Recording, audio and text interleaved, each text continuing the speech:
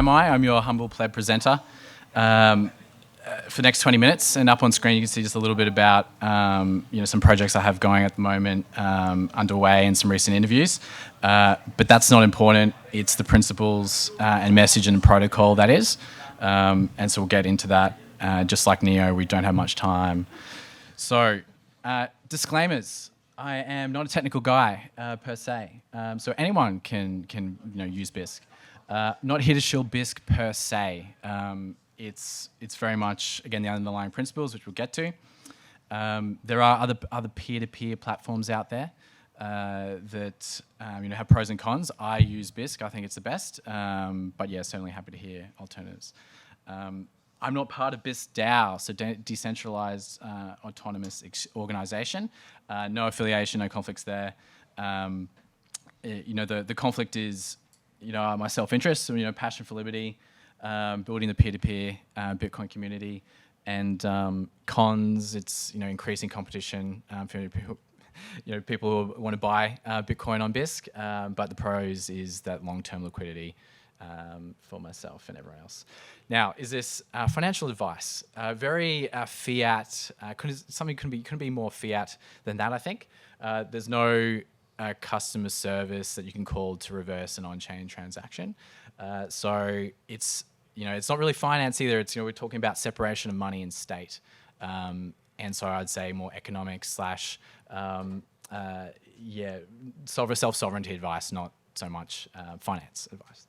But you wouldn't be here if you don't do your own research. So that's kind of, I feel like, mildly insulting to suggest. But yeah, you guys are all across that. Oh, back one. So what do I want to cover off today? In today's kind of goal, I suppose, just pointing out the possibilities of Bisq. I think that the exchange that Satoshi would have endorsed. This is a very condensed version of a 90-minute talk that I gave to the Melbourne Bitcoin group a few months back. Now, what's been left out? An in-depth walkthrough and demo. So apologies, we've not got time to kind of go through the 20-odd slides I had for that. Trade stats for Australia, bigger focus on dispute resolution, which we'll get to in the future of Bisq. But yeah, just trying to get a balance of intros, why to use Bisq, a decentralized exchange. But yeah, covering off the rest of that, we'll go through why Bisq, what is Bisq, how it works, best practices tools, best resources, and then Satoshi's summary. Now, why Bisq? So the simplest way to think about it is, it's fairly simple. Like, what happens to be the very first sentence of Satoshi's seminal white paper? A purely peer-to-peer version of electronic cash, would allow online payments to be sent directly from one party to another without going through a financial institution. Now, centralized exchanges, financial institutions. Now, what Bisq has done, what Bitcoin has done to money, so the separation of money and state, Bisq is doing to centralized exchanges. So essentially doing the same thing to them. Now, if you already understand why Bitcoin, then you should naturally understand why Bisq. And now, look, Freedom Money has a lot of adversaries. KYC, or Know Your Customer, is particularly insidious. The kind of a state edict that any business with a banking relationship must abide by. Imposed worldwide, essentially geared towards making sure any businesses that are acting as a money exchange have suitable information on their customers they serve.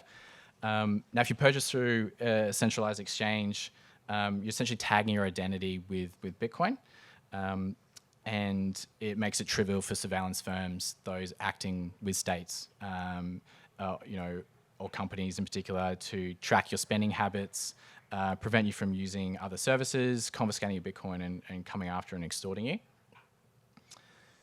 Now, what information do you usually have to provide? It can be. It depends on each one, but essentially name, address, phone number, driver's license, government ID, a selfie holding a piece of paper with the date, a video call with the exchange as well. Now, why is providing this information a risk? Well, one, data leaks. So KYC information, obviously tying your personal identity to Bitcoin that you purchase. The exchange knows how much you bought, when you bought, your banking information, and where you withdrawn to.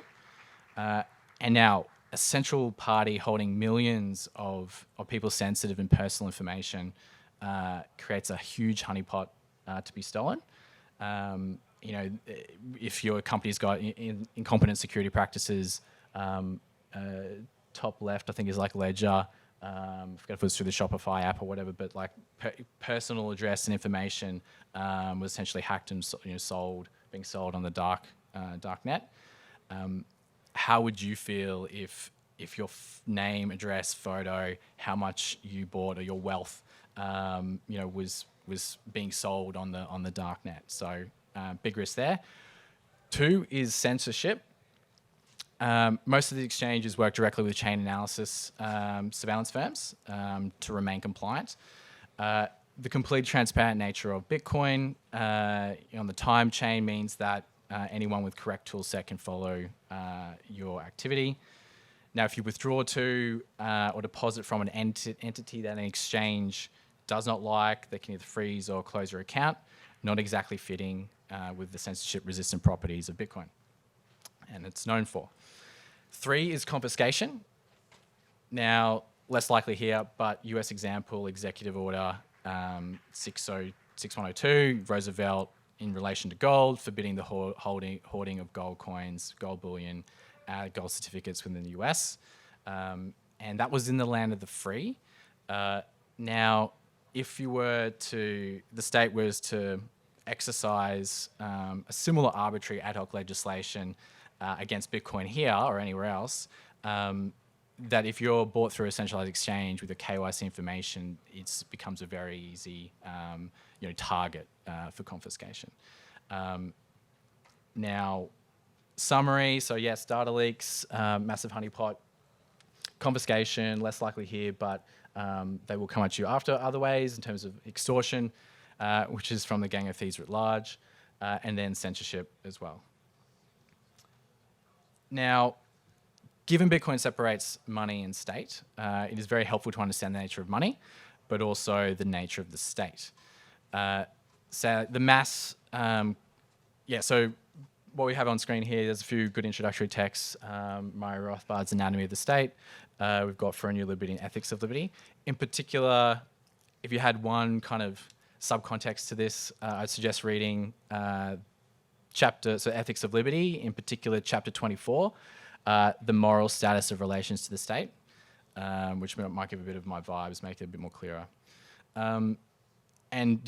Historically, so the mass collection of people's personal information by the state has been weaponized multiple times throughout history, and with a large cost to human life. Now, that was back in the days of era of paper records.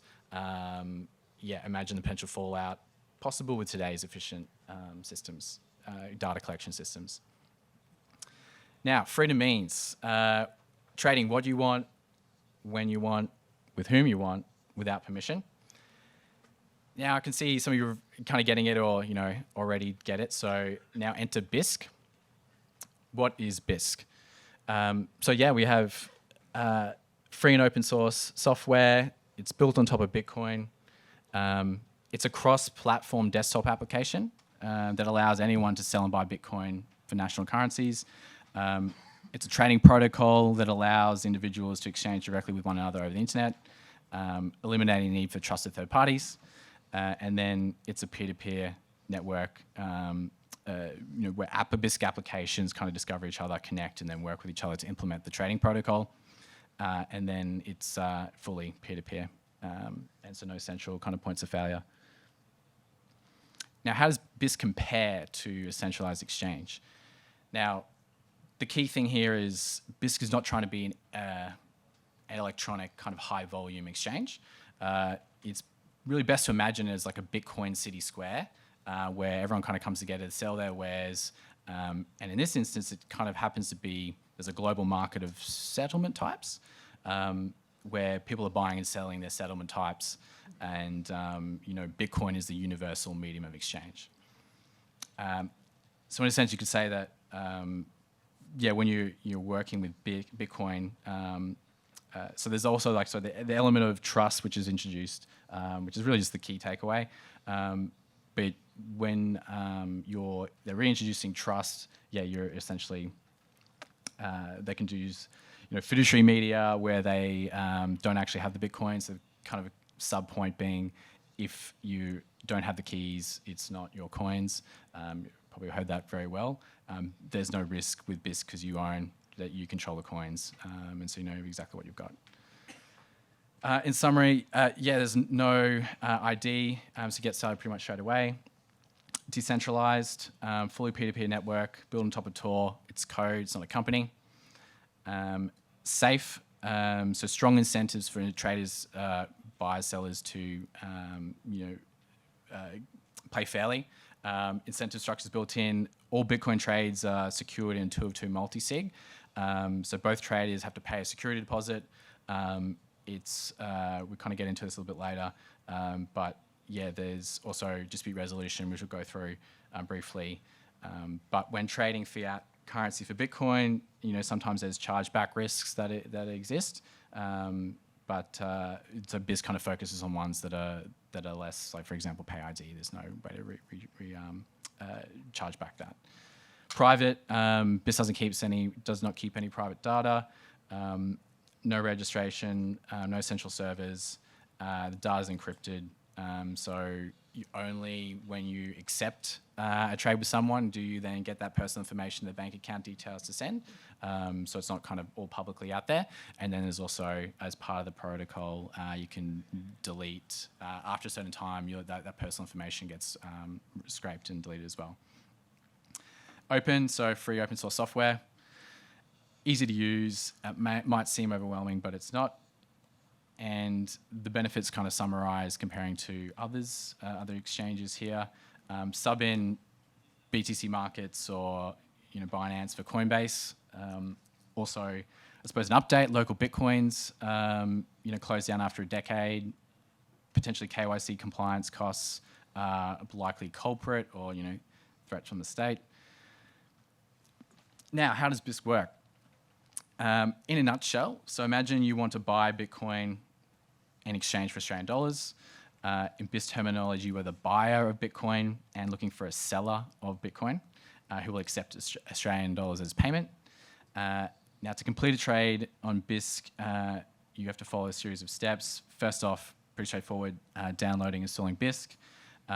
Not on the mobile at the moment, future things, but you do have a mobile app where if you got, we'll talk about best practices later, but you can get notifications that there's trade offers available. So there's still that kind of quick connectivity. Backing up your keys and writing down your seed, so you control your funds, or pretty much standard best practices. So writing that seed phrase down. Choosing a payment method. So in order to trade on BISC, you have to set up your payment account details. And whatever those are, and we can quickly go through that in a moment. Now in Australia, there's a whole ton that you can use locally, PayID, national banks, cash by mail, face-to-face as well, which can utilize that. If there's a payment method you don't see here, you can put that up and signal essentially what you would accept, and anyone else can jump on that. And then a bit more better liquidity in terms of internationally. You got globally, so Revolut and Wise and Swift and a few others too. So to do a trade, it makes sense to. So you're making an offer is generally best practice, cheaper as well. And then the key thing though is getting started. So if you are interested, now before doing a trade, it's obviously what you need. There's different ways you can get Bitcoin. You need to have Bitcoin before using BISC to fund the security deposit. There's 6 ways here you can get Bitcoin. We're at a Bitcoin conference, so I'm sure you can find someone. 7, on top of this, there's a channel on BISC, so bisc.chat on Matrix essentially is a decentralized platform that where a lot of the community engages. There's a channel, Get Your First Bitcoin. So you're able to, if you don't have any here, can't find anyone to sell you any, You can jump on there in small amounts, get the amount you need for the security deposit, and then you can proceed. How Bisq works. So, yeah, did have 20 slides, had to rip them out. My suggestion would be, going through to BTC sessions just on YouTube. That's actually what kind of helped me walk it through, not being a technical guy. Really helpful. So recommend that if you've kind of any reservations or not. Now, at the risk of being technical, too technical for the time we have, a bit of a breakdown of what a transaction looks like on chain. The key thing to know, the Bitcoin BTC seller needs to lock the trade amount and security deposit, so he can't run away with fiat. And then the buyer needs to make the payment, otherwise they'll lose a security deposit. Now, there's four transactions that are verified on chain. Now, that being said, sometimes trades don't go smoothly, very rare from my experience. And dispute resolution exists though to help determine an outcome. Three kind of levels. One, you got secure trader chat, so you can speak with the other party. Sometimes there's things like a bug pops up or whatever, very kind of minor, and you can resolve it. Two is mediation, so it's intended to resolve any, the vast majority of issues, and then three goes to arbitration, and which is a bit more extreme scenarios and a lot more rare. Key takeaway here is there's a transaction that acts as a backup when one of the two of two multi-sig is not cooperating, and so then sending all the lock funds to Bisq contributors. Now, best practices. So, bank accounts. Do not risk your daily driver bank account as being frozen for whatever reason. So set up a specific bank account fit for purpose, keeping minimal funds in that as well. Thinking about what you can do to make the accounts, say if you've set up with Revolut or anything, want to keep you around. And so whether that's, various services and just thinking from their perspective too. Bisq accounts, checking out all the various payment methods, there's a lot. First off, looking where liquidity is, you can see the markets, what transactions are getting taken quickly in Australia. Whether you want to use that first and then start looking at others, and then setting up your accounts early. Oh, wow, okay. Where'd the time go? Geez Louise. All right, sorry. So, too much to talk about. We've got a Bitcoin self-sovereignty kit there. Mining, Freenode. I was going to talk about, he's never been KYC, you're a catch. Important to note, Bisq offers no privacy features, hence there's the concept of Whirlpool. Whirlpool, look it up, Samurai Wallet. Okay. So best resources, probably going to jump here. A lot to check out. Hit up definitely the community. So like if you're interested, get on bisq.chat. Then you can ask, and I'll be around still today to pass me there. Now summarizing. Bitcoin. So what is needed is an electronic payment system based on cryptographic proof instead of trust, allowing any two willing parties to transact directly with each other.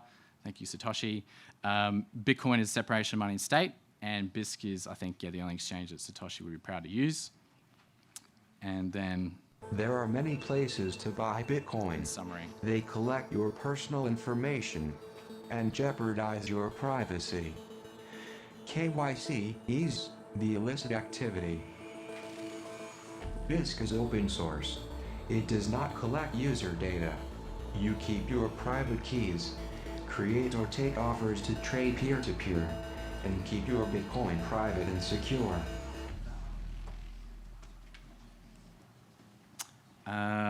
Yes, we're already pretty much over time, so pester me, see me around, bid the bar, thank you for listening.